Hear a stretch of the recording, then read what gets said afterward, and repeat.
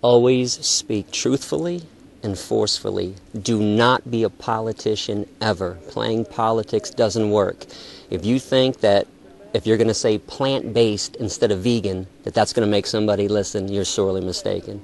If you think that by saying, I'm an animal advocate instead of an animal liberation activist, that someone's going to listen, it is completely untrue. After talking to 60,000 people, I've realized and learned that people are ready to listen to the message or they're not, no matter how you act. I can be as sweet as Gandhi or as radical as early Malcolm X, and it will not change one person's mind about the issue of veganism and animal rights. It all depends upon the person, whether they're willing to listen. I'll give you an example. A couple times a year, I have speeches that turn into a Jerry Springer show. People want to scream and yell at me. I don't want to do it, but they want to start. So recently, one of these lectures happened, and the student told me that I was rude and abrasive. I said, okay. Do you think everybody feels that way? And they said yes. I said, well, we're going to take a vote on that. There were about 40 students in the class. I said, raise your hand if you thought I was rude and abrasive. 7 people raised their hands. So I said, okay, that leaves 33 people that didn't think I was rude and abrasive and listened to what I had to say. So I pointed to the student and I said, maybe the problem isn't me. Maybe the problem is you. And you, and I pointed to the 7 people. If I'm giving the same speech to the same crowd and 33 people like it and 7 people didn't, I can't be the problem. So again, what I'm saying is those 7 people came into that classroom unwilling to listen, no matter what I did, no matter what I said. In fact, there have been some lectures where I've gotten on my hands and knees and begged people to stop killing animals. My wife Erica witnessed one of these lectures at University of Central Florida. This guy was being rude and abrasive himself, and mean and stubborn and stupid. So I got on my knees sincerely and I said, please, please stop killing the animals. And if you're not going to stop killing them for the animals, stop doing it for me, your fellow human. Look what it's doing to me.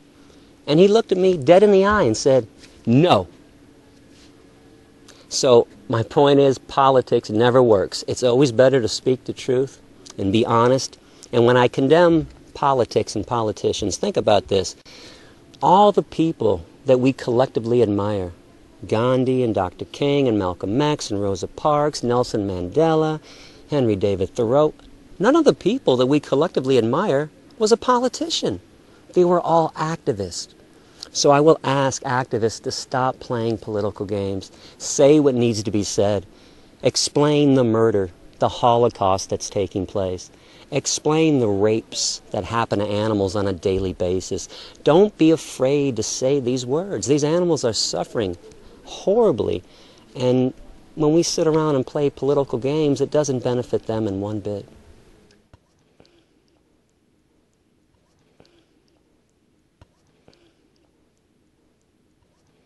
I'd say to that person, first of all, you just proved that humans don't have intelligence. Anybody that would make a claim that animals don't feel and they're not smart are completely idiotic, stupid, selfish, and speciesistic. It's insane to think that animals don't feel. If they don't feel, then when we torture them and they scream in pain, when they're being hung upside down in a slaughterhouse, what are they screaming from? Nothing. When we light them on fire in burn research and they scream. And then the animal researcher claims, well, we gave them anesthetic so they wouldn't feel. Well, if they didn't feel, what do you give them anesthetic for? So they don't feel? Nothing? It's completely insane. Animals have the same... Well, when it comes to pain and suffering, animals and humans are completely equal. That's for sure. And animals are also rational beings, too. There's a big myth out there that only humans are rational and aware. You know, if animals are flying in a V formation, if they're hiding when they don't want to be seen, if they can locate water to drink, if they can find shade on a sunny day and seek warmth when it's cold, okay, that's logical thought. They're always being logical.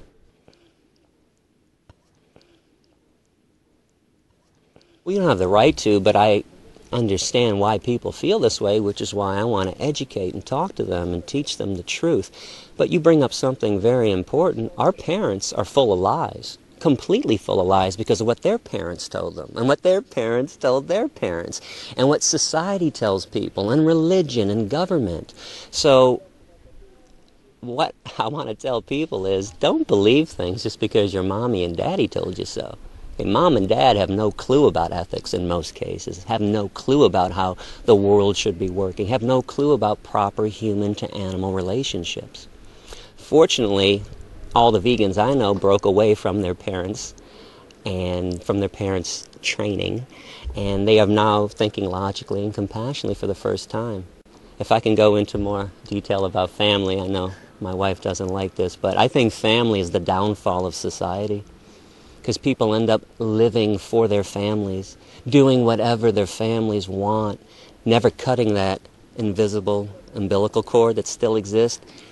People would be a lot happier if they cut loose from their families once they hit the age of 18, trust me. No, I think my mom is completely psychotic. I think my sister and her family are completely psychotic.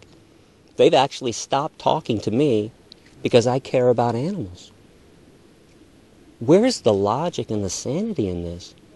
I can talk to groups of strangers and they break down and cry and tell me that I've changed their lives, and my own mother, my own sister and her family won't even listen to me. In fact, I'll tell you about the last time we talked. It was August 19th last year on my birthday. I was passing through Illinois where they live.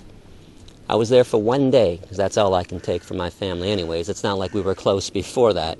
But we went out to lunch to a place that just put vegan burgers on the menu. I assume we were all getting vegan burgers because I have a rule that I established in 1997, and it's if you want to sit down and eat with me, you eat vegan. Oh, we don't eat together. I'll see you later on. So we go there and we order, and I hear macaroni and cheese being ordered. I hear a fish fillet being ordered. I hear a vegan burger from my nephew Jacob, and then I hear double cheese. So Erica knows how I am. I turned to her and I said, did I just hear what I thought I heard? And she didn't even want to acknowledge. She's like, yeah. So I explained to my family, I go, you guys know when the last time you saw me? It was 1 year and 7 months ago before that. So we figured it out. It was about 585 days. I said, times that by three meals a day. So we agreed about 1,800. And then at the top of my voice, I said, you guys have had 1,800 meals to eat whatever you wanted to eat. Today, when I'm in town, you can't have one meal without dead animals and the things that come out of these murdered animals. And I stood up and I left. Walked out, called a taxi cab, took a taxi back to my mom's house, jumped in my car, and left.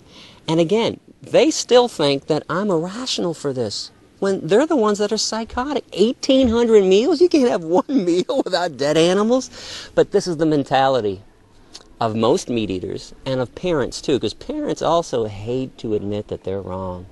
Boy, a parent would hate to say, oh, I taught you something wrong, when I don't get this, because you can't be right all the time.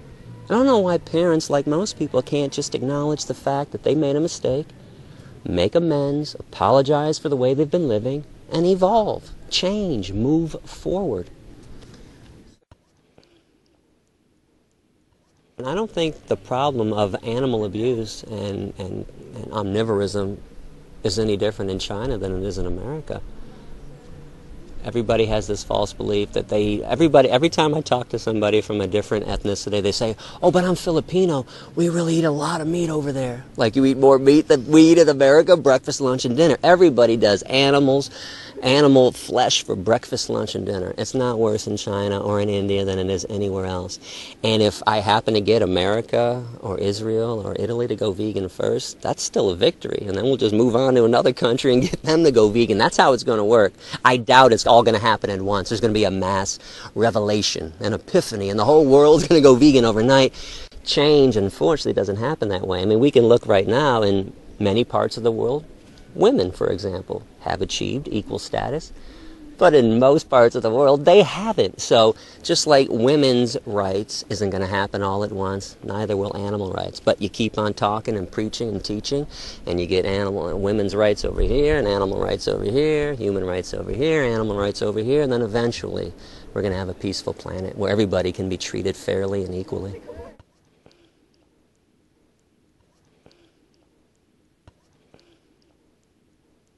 First, on the issue of tactical violence, I want people to go to my website, Adapt, A-D-A-P-T-T, adapt.org.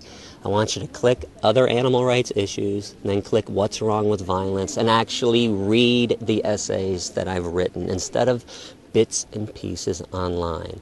And I want to further now talk about the issue of violence. I don't believe anyone is really opposed to violence, especially after talking to 60,000 people. In fact, in Israel last month, I proved this to every crowd because I was asked about the issue of violence. So I said to the crowd, raise your hand if you are opposed to the Allied forces going into Auschwitz and Birkenau and murdering Nazis to save Jews and gypsies and homosexuals. Not one person raised their hand. So let me clarify this. No one's opposed to violence. People are just opposed to who I propose to be violent for, the animals. Nobody thinks animals are worthy enough to receive violence on their behalf. Well, I think the chickens and the turkeys and the pigs and the cows disagree vehemently, and I disagree too. In fact, if you want to think about this further, if you had a pacifist, and you had somebody like me who does practice pacifism but believes that violence has its place, would you want a pacifist fighting for you? Or would you want me fighting for you? Because I'm going to get you out. I'm going to get you out of the torture chamber. I'm going to get you out of the slaughterhouse. The pacifist is going to hold aside and say, hey, please set them free. I'm going to go in with guns drawn. And let me explain this too. If I went into a slaughterhouse and had guns drawn, and people had knives against the throats of pigs, and I said, you drop your knives. The killing is over. It's done. Let them go. It's over. I'm the one doing the noble act. I'm stopping the murderers. Because unfortunately, there's a segment of our population that won't stop no matter what until you put a gun to their head. Until you treat them like the victims are treated. And I want to clarify something else, because during this essay on violence I wrote a line that said that I think that women in fur coat and men in fur coats, I said men too, should be raped. The reason I said that is because foxes in the fur industry are anally electrocuted. Standard method of death. Take a steel rod, lift up a fox's tail, shove it in their ass, and electrocute them. That's a rape. Chinchillas in the fur industry, standard method of death is vaginal electrocution. So they're raping animals right now. I hope that rapists get raped. And when the rapists stop raping the animals, I'll stop wishing that the rapists get raped. Please understand what I say, what I'm saying there. They're the ones bringing this on themselves. If they didn't rape and kill and pillage and murder, I wouldn't wish anything horrible on them. And I want to clarify this too about my wishes. My wishes don't come true. It's a wish of mine. I'm not asking anybody to do this. I hope that evil things happen to evil people. I'm sorry, I just can't bring it in my heart to have any empathy and love for evil people. I hope Nazis get raped. I hope child molesters get raped. I hope rapists get raped. I hope murderers get raped. I hope people that do evil things have evil things happen to them. And that's the whole point of my essay. I know people want me to be Gandhi, but I'm not. I don't claim to be Gandhi.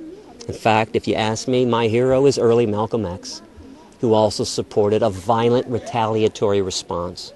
And that's all I'm saying. If the time comes when we have to pick up arms, take arms, bear arms to go liberate the animals, we're going to be on the right side of justice. Just like the Allied forces were on the right side of justice. Pacifism, unfortunately, is what allows victims to be victimized. Pacifism doesn't solve problems of torture and abuse. It's a nice notion. It's a cute story. And let me say this again. For 11 years, straight years, that's all I do is pacifist lectures. I educate people. Okay? But it doesn't liberate the animals completely. It helps. I don't think the whole movement should change from its pacifist ways and take up arms, but I think violence needs to be part of this revolution like it's been part of every revolution that has ever existed. There's a big lie out there that Dr. King liberated blacks in America. No, he didn't. The Black Panthers were part of that movement too. Malcolm X was part of that movement too. It wasn't all Dr. King, and it wasn't all Gandhi in India either. Most of his followers killed British soldiers, set fires and riots. And let me bring one more thing up about pacifism. Gandhi, who I admire a lot, okay? But pacifism can be taken too far, just like violence can be taken too far. Do you know what Gandhi's solution to the Holocaust was? He thought that all the Jews should have committed suicide to rouse the conscience of the world to their plight. Well, I admire the Mahatma a lot, but let me say this. Okay, the Mahatma lost his fucking mind when he said that Jews should have committed suicide. That is completely psychotic, and this is how pacifism cannot always be the answer. The Jews shouldn't have had to kill themselves because they were being tortured and killed by Nazis. The Nazis needed to be murdered, and they were. That stopped it. Another myth out there, too, if I can say one more thing, is that violence begets violence. Boy, pacifists love to say violent. There's no proof to that. What was the violence after the Allied forces killed the Nazis? No, that violence stopped violence. It didn't create any more violence. It stopped it, dead in its tracks. It's over. So, my point is, don't be so quick to condemn a violent response. I'm not asking people to blow up McDonald's. Okay, that's insane. Okay, those people are robots. You need to teach the robots. You need to deprogram and unbrainwash people. But the direct killers, the direct abusers of animals, sometimes need more than a lecture and a demonstration. I don't say this with glee. It doesn't make me happy to say all this stuff that I just said. I wish people understood logic and compassion. Sadly, a lot of people don't. And it's kind of interesting, too, that meat eaters and people that wear fur coats and hunters and vivisectionists condemn the violence that I wish about when they're committing it every single day. They kill, let's not forget, meat eaters and people that wear fur coats. They're the most violent people on this planet. It's all kind of irrational and illogical and unfair, too, that people who are violent condemn a violent response to their violence.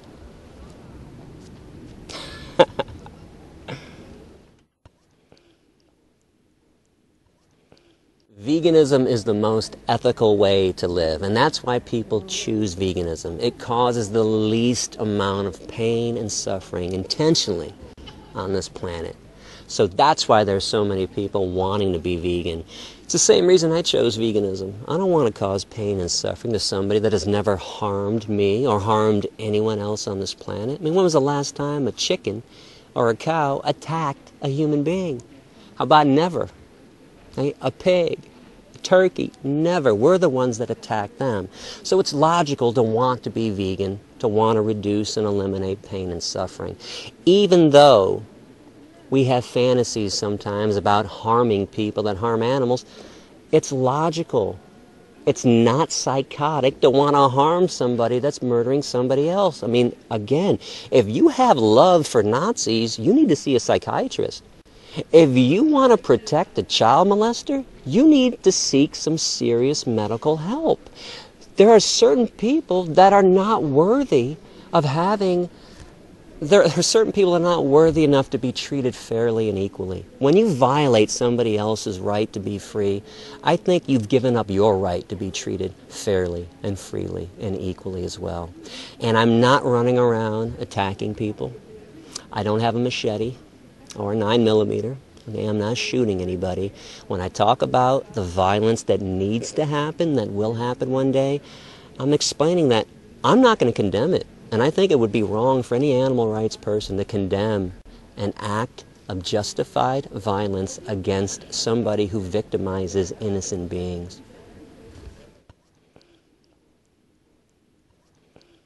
I'm shocked that people are so shocked when I wish rape upon somebody that's evil.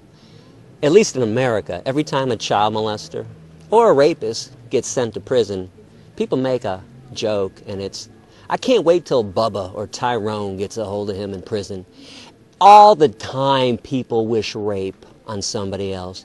The problem is, see, we all accept that child molestation and rape are evil. We just don't accept that murdering animals and raping animals and anal electrocution of foxes are evil. That's the only difference. It's not the, again, it's not the rape thing. People wish it all the time on somebody that's bad. And about capital punishment, I'm going to go back to the same thing. If you've taken away somebody else's right to live, if you violated somebody else, a child molester, rapist, or murderer, those are only three groups of criminals that should be executed, you've given up your right to be treated fairly and equally. On top of that, since animals suffer the most and people in prison are eating animals, it's illogical to want to keep people alive in prison because then beautiful animals have to be murdered and killed to feed a child molester? You've got to be out of your mind. I wouldn't kill a tick on the back of a mosquito to save a child molester. And people, you know, we get asked this question all the time. Who was drowning? If a human was drowning or an animal was drowning, who would you save? Well, it depends who the human was. You going to save Jerry Sandusky, the Penn State coach that just got convicted of raping like 50 children? Are you really going to go up in a canoe and save his life? I'm going to take the oar and I'm going to hit him over the head and make sure that he drowns. I would never. There are so many groups of humans that aren't worth saving at all. But people are so in love with humans and so full of vengeance and so full of hate against animals. People will make illogical statements like, "Oh, all human life is valuable." No, it's not. Look around the planet. Most human life is not valuable. In fact, I can prove this to you. Do you know if you removed humans from this planet, the removal of our species would benefit everything that exists?